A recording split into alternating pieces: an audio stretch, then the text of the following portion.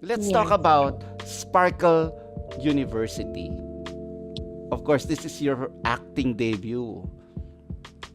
How are you taking it? Kasi syempre, sanay ka sa pagkanta. I'm sure, bigyan ka ng mic dyan, pakantahin ka, kahit tulog ka, kaya mong gawin yun. Pero ito, pero ito, iba to eh.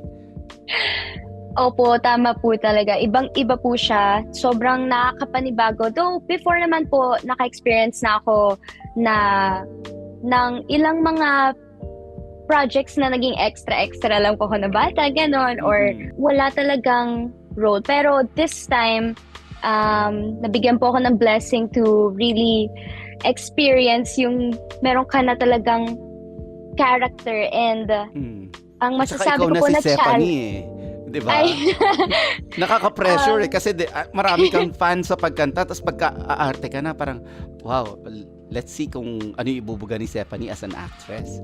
totoo po yan kasi nung may nakita po silang clip ko na parang from one of our workshops before na tinake ko po, na nakita nila yung parang acting ko, na-excite sila, and I felt like people are kind of expecting na kahit pa paano talagang meron ng actress in me.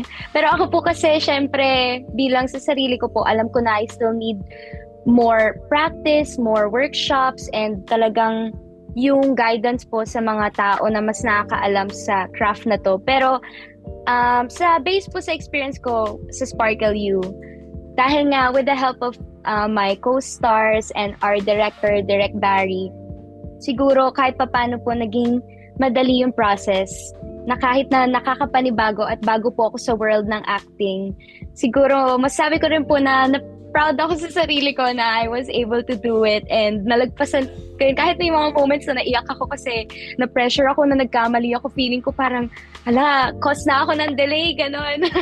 As in, Pero ikwento mo sa akin yan, Seth, na pressure ka, naiyak ka dahil dahil kasama ba sa eksena yung iyak mo o naiyak ka dahil na-frustrate ka?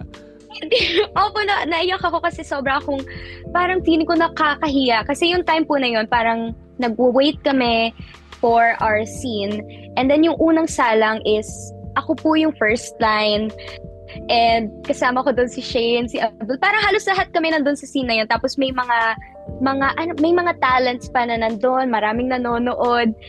And siguro po at the time, as far as I can remember, medyo delay na yung sequence po namin sana for that day. So parang nandun yung pressure na, okay, kailangan isang take, dalawang take, nakuha ko na to. Dahil parang marami po akong lines nun. Kumbaga, yung character ko yung medyo nagdadala sa scene na yun.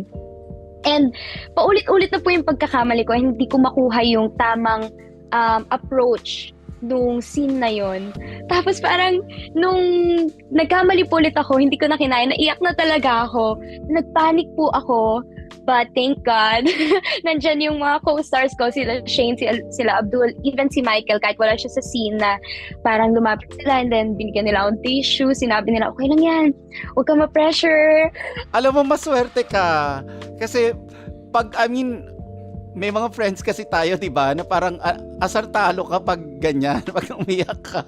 Buti yung mga friends mo, ganon. Supportive, magpa-group hug, okay na yan, Zeph.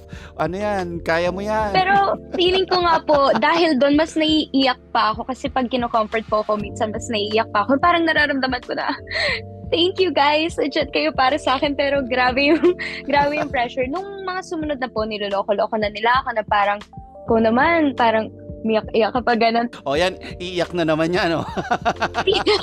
Pero that day po, siguro nagamit ko kahit paano yung frustration na yun sa ibang mga scenes na, kasi nag-stick po siya sa akin na parang nakakahiya, nagkamali ako, umiyak pa ako, parang bakit kailangan ko pa umiyak, yung ganun. And then nagamit ko naman po siya. So, in fairness naman, may advantage and disadvantage po yung pagiging emotional ko that day. Pero ano ba ang sa tingin mo ang mas mahal mo? Are you leaning towards acting ngayon? Or syempre yung first love mo, yung singing?